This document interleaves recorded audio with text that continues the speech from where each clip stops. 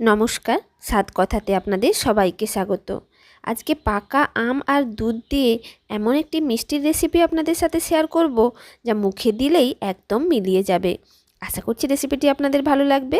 ভালো লাগলে প্লিজ আমার চ্যানেলটিকে সাবস্ক্রাইব করে আমার সাথে থাকবেন। চলুন রেসিপিটি শুরু করা যাক। এই রেসিপিটি বানানোর জন্য কিছুক্ষণ আগে গ্যাস চালিয়ে 1 লিটার দুধ গরম করতে বসিয়ে দিয়েছি। দেখুন দুধটা ফুটতে শুরু করেছে। ঠিক এই সময় একটা মাঝারি সাইজের পাতিলেবু 4 টুকরোতে কেটে রসটা ভালো করে নিচড়ে দুধের মধ্যে দিয়ে দিচ্ছি। আপনারা চাইলে আগে থেকে একটা বাটির মধ্যে রসটাকে নিচড়ে নিয়ে সেটাও দুধের মধ্যে মিক্স করতে পারেন। লেবুর রসটা দিয়েছি জাস্ট 2 থেকে 3 মিনিট হয়েছে। দেখুন দুধ থেকে একদম ভালোভাবে ছানা কেটে গেছে। চলুন এবার গ্যাসের ফ্লেমটা অফ করে দিয়ে ছানাটাকে একটা ছাঁকুনিতে ছেঁকে নিই। দেখুন ছানাটাকে আমি ছেঁকে নিয়েছি, তবে তারপর কিন্তু আবার ফ্রেশ জল দিয়ে ছানাটাকে ধুয়ে দিয়েছি, যাতে লেবুর যে ফ্লেভার আর টক ভাব দুটোই যেন চলে যায়। এবার একটা চামচ দিয়ে এইভাবে চেপে চেপে ছানার মধ্যে যে এক্সেস জলটা আছে সেটা বের করে দিচ্ছি।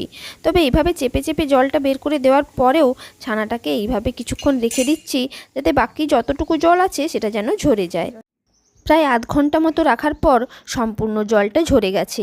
এবার ছানাটা একটা প্লেটের মধ্যে নিয়ে হাত দিয়ে এইভাবে চেপে চেপে ছানাটাকে ভালো করে মাখিয়ে নিচ্ছি, যাতে একদম মসৃণ হয়ে যায়, একটুও যেন দানা দানা না থাকে। চলুন ছানাটাকে একদম মসৃণ করে মেখে নিয়েছি। এবার এই ছানা থেকে সামান্য একটু অংশ নিয়ে আলাদা করে রাখছি। দেখুন একদম কম পরিমাণে রেখেছি, আর এদিকে কিন্তু বেশি পরিমাণটাই আছে। ওই যেটা কম পরিমাণে রেখেছি সেটা কিন্তু আমরা রান্না করব না, বেশি পরিমাণ যেটা রেখেছি সেটাই রান্না হবে।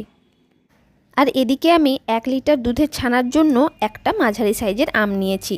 চেষ্টা করবেন একদম মিষ্টি আর রোঁয়াবিহীন আম নেওয়ার। এবার আমটাকে ভালো করে ছাড়িয়ে নিয়ে পিস পিস করে কেটে নিচ্ছি। দেখুন আমটা টুকরো টুকরো করে কেটে নিয়েছি। এবার আমগুলোকে মিক্সির জারের মধ্যে দিয়ে ভালো করে পেস্ট করে নিচ্ছি। পেস্ট বানিয়ে নিয়েছি, এই যে দেখুন একদম কিন্তু মসৃণ পেস্ট। এবার এটাকে সাইডে সরিয়ে রাখছি। গ্যাস চালিয়ে একটি ননস্টিকের কড়াই বসিয়ে দিচ্ছি। আপনারাও চেষ্টা করবেন এই রেসিপিটি ননস্টিকের কড়াইতে বানানোর। কড়াইটা শুকিয়ে গেছে। এবার শুকনো কড়াইয়ের মধ্যে আমের পেস্টটা সবার প্রথম দিয়ে দিচ্ছি। সম্পূর্ণ পেস্টটা দিয়ে দিয়েছি। এবার লো টু মিডিয়াম ফ্লেমে কিছুক্ষণ রান্না করে নিচ্ছি। আমটা ফুটতে শুরু করেছে আর অল্প গাঢ়ও হয়ে গেছে। ঠিক এই সময় বেশি পরিমাণ যে ছানাটা রেখেছিলাম সেই ছানাটা আমের মধ্যে দিয়ে খুব ভালো করে আমের সাথে মিশিয়ে নিচ্ছি। একদম যেন দানা দানা না থাকে এমনভাবে মিশিয়ে নিতে হবে।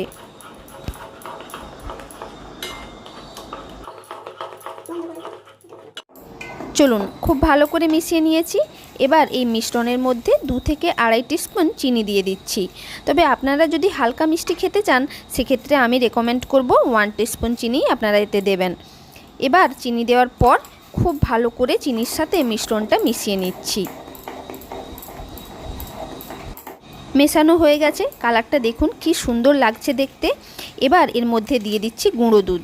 আমি 10 টাকার একটা আমুলের প্যাকেট কিনেছিলাম, তার হাফ প্যাকেট দুধ আমি দিয়ে দিচ্ছি এর মধ্যে, আর হাফ রেখে দিচ্ছি। এবার গুঁড়ো দুধটা দেওয়ার পর গুঁড়ো দুধের সাথেও মিশ্রণটাকে ভালো করে মিশিয়ে নিচ্ছি। চলুন মিশিয়ে নিয়েছি।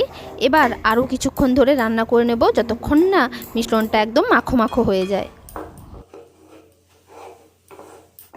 মিশ্রণটা যখন এইভাবে মোটা হয়ে কড়াই থেকে ছেড়ে আসবে তখন আমরা এটাকে একটি প্লেটের মধ্যে তুলে নেব।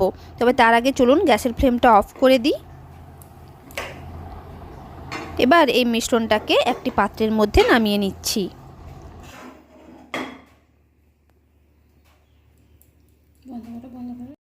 আমের মিশ্রণটা নামিয়ে নিয়েছি, আর যেহেতু খুব গরম তাই চামচ দিয়ে এইভাবে মেলে দিচ্ছি, যাতে খুব তাড়াতাড়ি ঠান্ডা হয়ে যায়।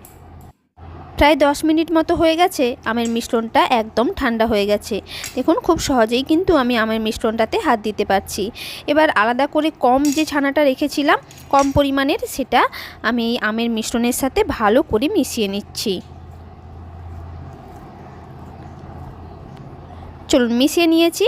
এবার এই মণ্ড থেকে একটু একটু করে নিয়ে ঠিক যেমন কাঁচা গোল্লা বা গোল্লার সাইজ হয় সেই সাইজে আমি গোল গোল করে বানিয়ে নিচ্ছি। ঠিক দেখুন এইভাবে আমি সবগুলোই বানিয়ে নিচ্ছি। চলুন সবগুলো বানানো হয়ে গেছে। এবার হাফ যে গুঁড়ো দুধ আমি রেখে দিয়েছিলাম সেই গুঁড়ো দুধ প্লেটের এইভাবে মাঝখানে ভালো করে ছড়িয়ে দিচ্ছি। এভাবে চারপাশে ভালো করে ছড়িয়ে দিয়ে এক একটা আমের কাঁচা গোল্লা নিয়ে এইভাবে কোটিং করে দিচ্ছি, যাতে দেখতে বেশ সুন্দর লাগে আর টেস্টও আরও বেড়ে যায়। দেখুন সবগুলোই বানিয়ে নিয়েছি। আপনারাও নিশ্চয়ই বাড়িতে একবার ট্রাই করবেন, কারণ এই রেসিপিটি খুব কম সময়ে কম উপকরণে তৈরি হয়ে যায় আর খেতেও দুর্দান্ত হয়। আপনারা এরকম নিত্য নতুন রেসিপি পেতে আমার চ্যানেল স্বাদ কথাকে সাবস্ক্রাইব করে নেবেন, আর সাবস্ক্রাইব করার পর পাশে থাকা বেল আইকনটি প্রেস করে দেবেন, যাতে আমার যে কোনো নতুন ভিডিও আপনাদের কাছে সবার আগে পৌঁছে যায়। আর এই রেসিপিটি ভালো লাগলে একটা লাইক করে দেবেন, সবার সাথে শেয়ার করবেন আর নিচে কমেন্ট করে জানাবেন কেমন লাগলো। নমস্কার।